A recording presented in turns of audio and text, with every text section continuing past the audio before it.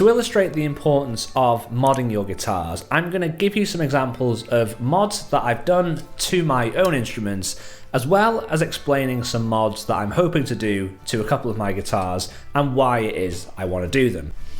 Now, you guys might have watched a video that I made a few weeks ago where I mentioned about some things to look out for in the guitar industry in 2022 that might mean that we can't readily buy new guitars. Getting gear might be more tricky, might be more expensive. So instead of actually looking at buying new instruments, why not take the instrument that you have and make a few cheap and relatively easy adjustments? All it takes is a bit of patience, a little tiny bit of bravery, and a few hours trawling through tutorial videos on YouTube, and you can do most of this stuff yourself. Now, I picked up this USA standard Strat years and years ago, and it's a fairly old guitar, but there was something about it that I really liked. But there was also something about it that made it quite difficult to play when I first got it. I couldn't really get it to stay in tune. I found that bends were not entirely straightforward. It was a bit of a struggle, a bit of a fight, and I couldn't for the life of me think how to fix that. I thought it was something that was inherently wrong with the guitar. Back then, I wasn't the type of person who was going to spend hours researching guitars and figuring out all the possibilities of what you could change. So I ended up taking this guitar to a luthier, and I asked them to give it a once over and give me their honest opinion as to how to make this guitar better. Now, when the luthier was actually setting up this guitar, he mentioned that he was struggling to get the strings to react how he wanted to, and he said it was because the bridge saddles were actually corroded. Bridge saddles are screwed into the back of the bridge, and how you have them set makes a massive difference to determining how easy the guitar actually responds and how the strings actually travel. So we spent about £20 or $25 on a set of new bridge saddles, and I can't quite explain how much of a difference that made. All of a sudden, bends were super easy. It felt like there was actually no friction on the actual string at all. It felt like they were slinkier. I was thinking I was going to need to take my string gauge down just because it felt so light under the fingers. It's also meant that tuning stability has become great, and it just means that intonation is never a problem. So if you're having those issues, make sure to consider getting some new bridge saddles. Speaking of tuning stability and intonation and just pure solid tone, then if you have a guitar like a Strat or anything that has a sort of vibrato system, then another really cheap mod that you can do is just to block the actual tremolo just by sticking a piece of wood in the back cavity to stop this part of the guitar moving. Blocking the tremolo on a Strat is actually a really common mod, because anybody who doesn't use a sort of tremolo arm doesn't really have a use for a tremolo system. So a lot of people would just block them off, and all that does is it just means that this part of the bridge doesn't move, and it's that movement that causes the strings to go out of tune. It's what causes instability in tuning. So blocking that will just fix all of those issues, and it costs the same as, well, a piece of wood that you stick in the back of your guitar. Now, if you're bored of the actual aesthetic of your guitar, because, you know, these things, especially when we own them for years, they can become slightly tired and you can feel like you want to change. So there is something else that you can do, which is what I'm going to do on my telly, which will make a big difference.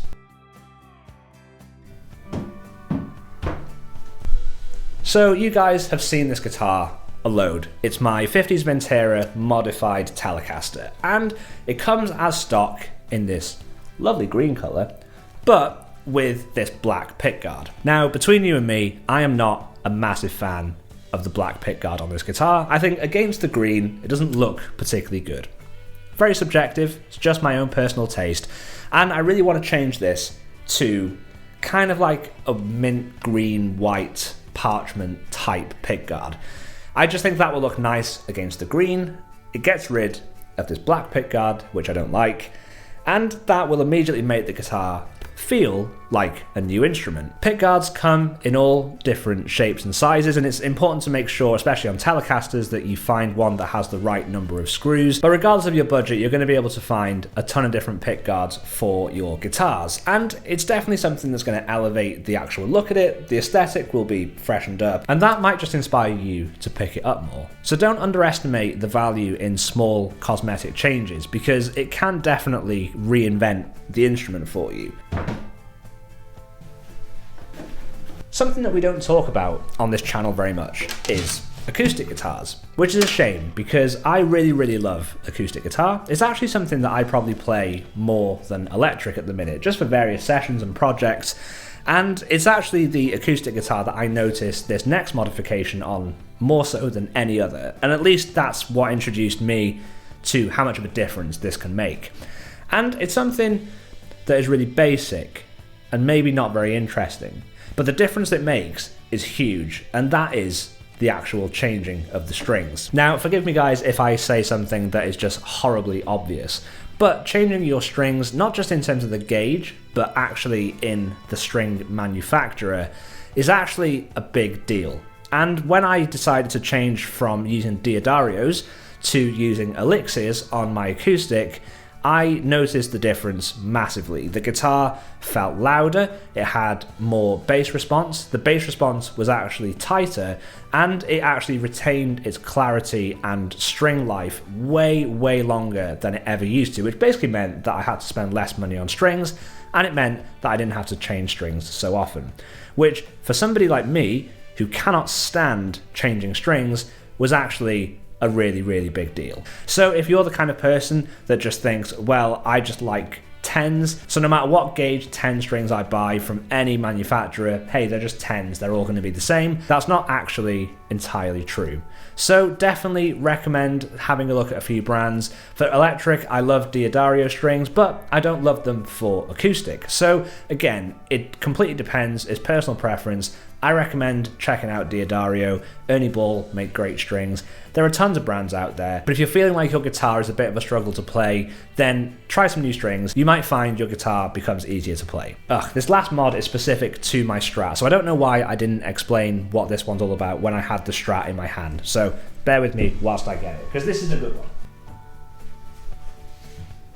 This one I wouldn't necessarily class as cheap, but it is definitely way cheaper than buying a brand new guitar. If you don't necessarily dig the sound of your guitar anymore, if you find that there's something about it that is uninspiring, you're not getting the tones that you want to get, then it might not be a problem with the guitar. More often than not, it's actually a problem with the electronics and specifically the pickups, because pickups are a massive component in the guitar making an actual noise, believe it or not. So when you actually think about whether your guitar is inherently a bad sounding guitar, then before you just put it on reverb and sell it, I would recommend looking into some new pickups. It's what I did with this Strat. The set of pickups that was just stock in the guitar, they just weren't really for me. They felt quite lifeless, the output wasn't quite right, and I visited my friend Matt, who runs House of Tone Pickups, who I have actually done a video with on this channel before, so I will link that up in the corner or down in the description so you can go and check it out. But Matt at House of Tone makes a lot of vintage inspired pickups, and he made a set of pickups that were a recreation of a vintage set of 1960 Strat pickups. The wiring, the number of winds, all of that stuff is all really kind of true to original spec, and I managed to get a set of those put into this guitar, and it actually ended up making this guitar sound like a whole new instrument. It's just something that I've never really ever gone back on. I think the difference that it makes is pretty huge, and a load of people have always said that this Strat sounds really good, especially on sessions and at gigs. You know, I've had a ton of compliments on the sound of this Strat, and it's nothing fancy. The Strat itself is just a standard USA Strat, and the pickups, you know, I think I had these years ago. I don't know what they sell for now, but it was probably around £150 at the time when I kind of put these in, and there are obviously a ton of pickup manufacturers out there with price points that vary widely, But if you think about the cost of a set of pickups being around £150 or $150, if you compare that to the price of a new guitar, then you're actually making a massive saving. So I definitely recommend that you all have a look at modifying your pickups, because that is again going to make a massive difference. So that is the end of this video, because I don't want to go back and forth and start picking up more guitars, but hopefully that gives you a few ideas of things that you can maybe start to change at home. If you're not confident doing it yourself, then a good luthier will be able to do all of these modifications, and it should be fairly affordable because none of this is particularly stressful work for them, but they all make a big difference. So if you don't want to buy new guitars, if you don't want to spend loads of money, but you want to make some noticeable differences so your guitars sound better and play better, then those are my recommendations for the best places to start. So I hope you all enjoyed this video. I hope you found it useful, insightful, relatively helpful.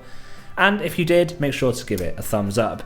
As always, thank you for watching. Subscribe and ring the bell if you haven't already. New videos are posted every single Tuesday, so if you're passionate about guitar, make sure to come along for the journey. It'd be great to have you guys on board. It'd be great to see you in the comments every week. And I look forward to seeing you all in the next video. So, bye for now.